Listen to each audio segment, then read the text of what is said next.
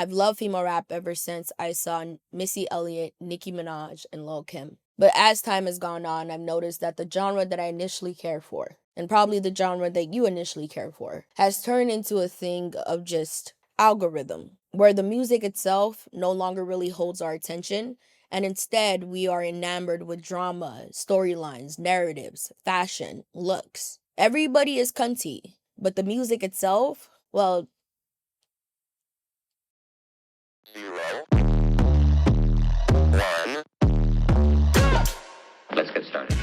hello and welcome to the Demi Show. In this video, we'll examine how a genre that had Lauryn Hill, Queen Latifah, Salt and Pepper has now turned into a genre that is primarily predicated off of the algorithm. We'll discuss how the attention economy has stripped hip-hop overall, but specifically female rap, of its meaning. If you're interested in anything I just said, please feel free to go ahead and like this video, and also please feel free to subscribe to my channel. Female rap doesn't begin in the 90s or even the late 80s. Its roots run all the way back to hip-hop's earliest days in the Bronx. The first woman to ever hold the title MC was MC Sharrock, a member of the Funky 4+1. She performed on Saturday Night Live in 1981, the first time rap ever appeared on national TV. MC Sharrock broke gender barriers simply by existing in a male-dominated genre, therefore proving that women were just as talented as their male counterparts. She helped lay the foundation for what a female rapper could achieve and what a female rapper was.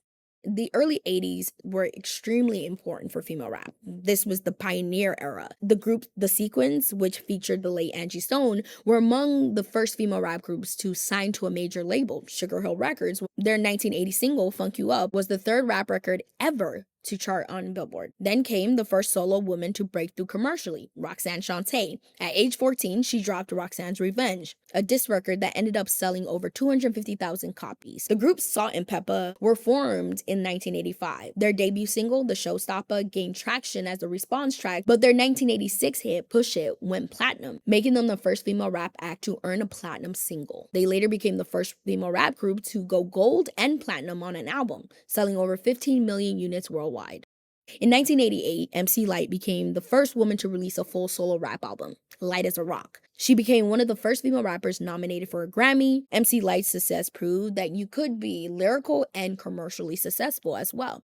Who you calling a bitch? Queen Latifah later debuted in 1989 with All Hail the Queen. She earned the first Grammy Award for a female rapper in 1995 for UNITY. Her albums consistently charted, and she became a symbol of Black female empowerment, pride, and socially conscious rap. Queen Latifah's presence alongside MC Lyte expanded what female rap could talk about. Lil Kim dropped Hardcore in 1996, and it sold over 5 million copies worldwide. And she redefined sexual expression in hip-hop, turning hypersexuality into power, persona, and art. Foxy Brown, who debuted around the same time, dropped Il Na Na in 1996, which sold over 3 million copies. Foxy, alongside Kim's luxury rap personas, introduced a new lane for women in the genre. By 2006, female rappers had vanished from mainstream charts. BET, VH1, and the Grammys stopped their female rap categories, therefore formalizing a nearly decade-long silence on the genre. In this moment, you did have artists like Missy Elliott, as well as Eve and Trina and Lil Mama, but they weren't receiving the same amount of support as their previous counterparts because labels started seeing these women as financial liabilities. So a lot of these labels and conglomerates signed a lot of female rappers without actually seeing them as long-term artists and saw them as quick cash grabs. They used the Foxy and Kim issue as a way to justify gutting female rap because they did not want to take responsibility for their own greediness. The system that once rewarded spectacle now directly punished these women for it. The silence lasted nearly a decade until Nicki Minaj re-engineered the formula. Emerging through mixtapes in the late 2000s, Nicki turned attention-grabbing performances into a strategy. She embodied multiple alter egos, blended Barbie aesthetics with lyrical aggression, and navigated the industry's misogyny. Pink Friday debuted at number 2 on Billboard, selling 375,000 copies in its first week, a striking reversal of the prior decade's drought. Nicki didn't just revitalize female rap, she demonstrated how female rappers could dominate commercially and culturally. By the end of the 2000s, Nicki had not just returned female rap to the mainstream, she had redefined how it could succeed in the digital age. Ladies and gentlemen, Cardi B. Cardi B's 2017 rise with Bodak Yellow changed everything. She became the first solo female rapper to hit #1 in nearly 20 years. Invasion of Privacy won a Grammy for Best Rap Album, a historic first. Social media allowed Cardi and the City Girls to monetize personality and aesthetic, not just their lyrical skill or lack of. Bodak Yellow blew up thanks to Instagram clips, viral memes, and Twitter engagement. Cardi's rise exemplifies how artists in the 2020s can leverage algorithms to translate attention into mainstream power. Nicki opened the door, but Cardi and the City Girls redesigned the infrastructure. Alongside Cardi B, the City Girls helped revolutionize how female rap is currently seen. They brought forth a different style, very raunchy, very direct, and to the point. They helped reshape female rap in their image. They gave us hits upon hits, quotables. I do understand that some may argue that the City Girls and Cardi B helped start the quote-unquote downfall of female rap, but I would argue it's more complex. Is now the deadliest year in U.S. history. 2020, yeah. It didn't only change the world and lead to the rise of Donald Trump's stupid fascism, it also changed who was at the center of hip-hop. According to Spotify, the New York Times, Genius, and Joe Budden himself, 2020 was the year of the female rapper. #1, Say So, Doja Cat featuring Nicki Minaj. #2, Savage Remix, Megan Thee Stallion featuring Beyonce. 4 black women for the first time in history held the top 2 spots. Female rap became impossible to ignore. Not because one female rapper succeeded, but because many did. 2020 was dynamic not only because of Say So, but because of the ascendance of WAP, which was dropped later that summer. A record-breaking, culture-defining anthem that followed in the footsteps of Anaconda and dominated the charts and social media.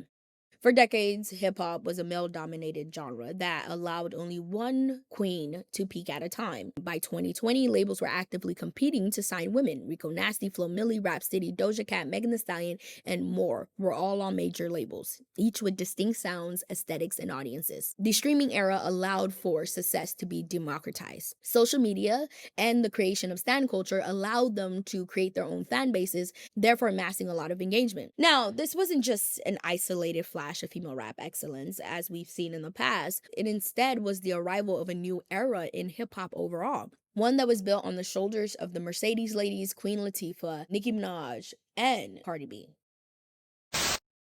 But with that diversity, there are some drawbacks.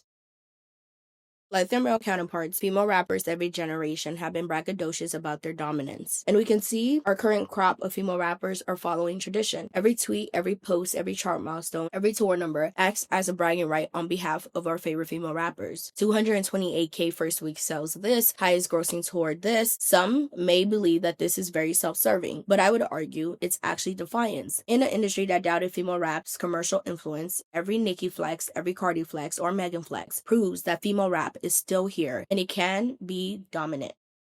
Female rap today is participatory, algorithmic, and culturally significant. These women aren't just musicians, they're avatars, symbols, and central players in a capitalistic spectacle, where attention, narrative, and brand often matter as much as, if not more than, music or lyricism. But I will be honest, as the culture has evolved, it's been weird to watch female rap be reduced to just a numbers game. Over the last couple of years, there have been a lot of conversations and discourse about the current state of female rap. Some would argue that female rap is currently still succeeding, even past the 2020 wave. But others have cited the lack of sales to prove that female rap is currently on a downturn. The girl rapper wave is finito. I think labels are looking at it like very few of y'all are selling records.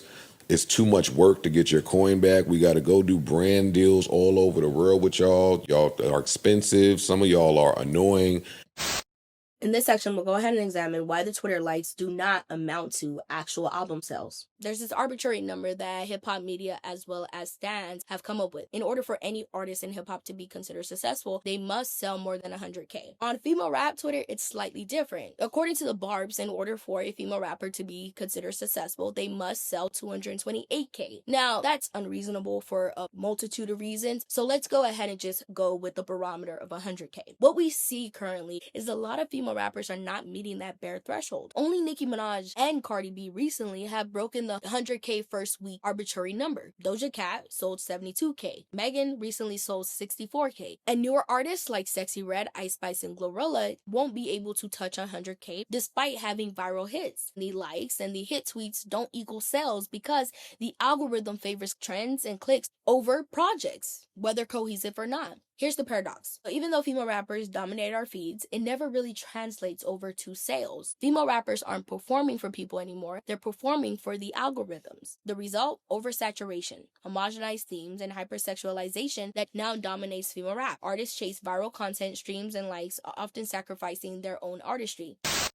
In the old music economy, artists had to sell physical records. Now, in this current economy, they sell engagement and authenticity. Ice Spice has mastered that. Her songs are short, catchy, and filled with one-liners precisely designed for the algorithm. Her first viral moment came with Erica Banks' Busted Challenge in 2020. Then came Munch, which exploded not through traditional radio, but through TikTok trends, tweets, and Instagram reels. This, alongside her dynamic curly orange hair, the Bronx accent, and the laid-back demeanor, added to her virality. After that, Ice Spice wasn't just a meme, she became a mainstream figure. Her trajectory taught labels that virality could replace artist development. Instead of nurturing new female rappers, labels just looked for whatever was viral. But at some point, the algorithm caught up with Ice Spice because her music wasn't evolving, she wasn't growing as an artist, and the individuals that initially liked her because of her authenticity now critiqued her because of the flaccidness of her music. Some of the same attributes that initially got her famous, the fact that she was always twerking, the fact that she was relying heavily on her pretty privilege, and because her music wasn't as substantive as other female rappers, were now being utilized as critiques against her. With her recent release of Y2K, we saw that she wasn't able to garner the same attention as she initially had within her career. Because at some point, the act got redundant. There wasn't any artistic expression or artistic growth, showing how fragile this over-reliance on the algorithm is. Prior to Am I the Drama, Cardi B was being lambasted for the fact that she hadn't dropped a secondary project in almost a decade. A lot of the music that she was dropping was not sticking on the charts, so people started getting hesitant, and her team as well. Therefore, her Am I the Drama rollout was engineered chaos, non-stop stories, disses, and public feuds to dominate the feed. If I'm being honest, the music was okay, but the attention was premium. Over a 2-week span, Cardi B was the constant drama. There were stories about how toxic her relationship with Offset was. Then she had a pregnancy reveal with somebody that was credibly accused of sexual assault. She beefed with JT and Bia, and a lot of these stories were designed to keep her trending, and it worked. Another aspect of Cardi B's Am I the Drama rollout that ties it to female rap being a capitalist spectacle is the fact that Cardi B, alongside her peers, have been releasing a lot of fucking deluxes. This is a thing that's not even specific to female rap. It's become normalized within the industry where you have artists such as Taylor Swift as well as Cardi B, Nicki Minaj, and Megan Thee Stallion releasing multiple variants. But it goes again to show how female rap is more so about monetary value and selling to stan culture over the actual art. This is itself weird because even with the multitude of deluxes that sometimes get released, the female rappers are still not able to meet the arbitrary number of 100K. I will say I genuinely felt uncomfortable with Cardi B having the courtroom edition, not to be like some pretentious moralistic prick or anything, but Cardi B was willing to utilize a very serious court case as promo for her album, therefore showcasing how female rappers are willing to do any and everything to not be labeled Khias or flops. That's the curse of the algorithm. Cardi didn't care if the tension was negative, it was engagement. The initial projections for her project were around 125 to 135K, but Cardi B understood something, that the more intention and the more engagement that she had, the more her records would sell. Now, I would still argue that if Cardi B dropped her project in 2020, she would probably have sold more, but 199K isn't terrible, as it beats our arbitrary number of 100K. Labels, media, and the women themselves have turned everything into data. I call this the ESPN-ification of female rap. Every chart milestone, every award, every first week number just feels very empty. We are now forced to focus primarily on every award that is given, every first week sale, every chart milestone, every brand endorsement is turned into a talking point. Now, I don't want to only be nihilistic. The algorithm system does have benefits. It allows for both superstars like Nicki Minaj, Cardi B, and smaller artists like Flo Milli and Molalia to thrive. stan culture and the algorithm. It provides you direct access to a lot of amazing music, and it puts you on to a lot of unknown female rappers. Social media allows artists to promote themselves in ways unavailable in previous decades. Flo Milli, Lotto, Ice Spice, they've all leveraged social media to build an audience, therefore creating a new ecosystem where being social media savvy, culturally relevant is as vital as actual lyrical skill. The term stan comes from Eminem's 2000 song Stan, about a fan whose devotion turns dangerous and violent. It was supposed to be a cautionary tale about obsession, but the word, over time, was eventually stripped of its violent connotation. Modern psychology calls this celebrity worship syndrome, or celebrity obsession disorder. CWS is often broken into stages. First stage is the entertainment social stage, where it's like a low-level amount of devotion, and you may follow a few other rap girls on social media. The next is an intense personal. This is where fans start seeing their favorite female rappers as personal idols. There's a stronger emotional investment, and it may even start to influence how that individual sees themselves. This is where they start getting more attached to their favorite female rapper. And the last is borderline pathological. It's an extreme devotion that can involve criminal behavior, stalking, or delusional beliefs about a personal relationship with the celebrity. While rare, this represents the far end of the stan spectrum. NPR highlighted how Nicki Minaj leveraged the internet to cultivate stan culture within female rap. Hyper-engaged fans who weren't just consumers but active participants. Through MySpace, early Twitter, and live streams, Nicki built a direct connection with her audience, creating parasocial bonds that became central to her commercial and cultural success. At Vogue's Forces of Fashion in 2024, Nicki Minaj said that the Barbz have helped shape stan culture in hip-hop. She explained that before she even had a record deal, fans were already creating viral moments online on behalf of her, so she gave them a name, the Barbz, setting a precedent in rap. Female rap supercharges all of these levels by creating the illusion of intimacy, either through Instagram lives, Twitter replies, and TikTok interactions that make fans feel like they know their favorite female rapper personally. And female rap is culturally influential, so therefore, by extension, the stans are as well. They participate in shaping hip-hop narrative, online discourse, and pop culture moment. The Barbz may have started it, but as time has gone on, hip-hop stan culture has evolved from a cautionary tale in Eminem stan to a global, organized, and highly influential executive producer in the spectacle that is female rap. These social media platforms gave us direct access to our favorite artists, and in return, we gave them cult-like loyalty. Because the Nicki Minaj and Cardi B spectacle is basically the never-ending civil war that is in female rap, you sometimes get female rappers who are coming into the game split between Team Nicki versus Team Cardi. And it's this idea, this perceived idea of this person is good, this person is bad. And that allows a lot of fans to be able to get off some of the heinous bullshit that they say towards these female rappers. Because if you're somebody that is pro-Nicki, you can justify saying terrible things about Cardi B and Megan Thee Stallion. And if you're somebody that's on the Cardi B and Megan Thee Stallion side, you can justify saying heinous things about JT and Nicki, therefore stripping away at that social contract that we initially signed with each other. And I know there's a lot of fans and stans who see this as a badge of honor. And yes, some may argue we're over-indexing on female rap fans, but this toxicity exists with stans where they justify doing some of the worst shit to each other because it's all through the lens of I am protecting my fave. Lotto, in her 2023 Double XL interview, describes traps that female rappers sometimes fall into, the whole who's your top 5 female rapper bullshit. These examples illustrate a central tension in modern hip-hop. While stan engagement can empower female artists, giving them economic and cultural leverage, it can also increase pressure, moral scrutiny, and interpersonal issues. Interactions, liking, unfollowing, retweeting, shape perception and visibility, sometimes intentionally manipulated by the artists themselves. You know, we have conversations day in and day out about who liked this tweet, who unfollowed this person, who posted this. Basically, at this point, stan culture drama is central to PR rollouts. Like, every single female rapper that is about to drop something feels the need to go ahead and feed into stan drama in order to engage the audience, because that's what female rap has been dwindled down to. Without stans, visibility drops, the metrics stall, and the capitalistic spectacle weakens. Therefore, creating a genre where music is secondary and engagement is first. In the end, female rap, like every other genre, has become a thing of the algorithm. Our attention span is shorter, which means a lot of the things that we initially loved about female rap now have to be dwindled down into the algorithm in order to keep our attention. This showcases the cultural nihilism of hip-hop.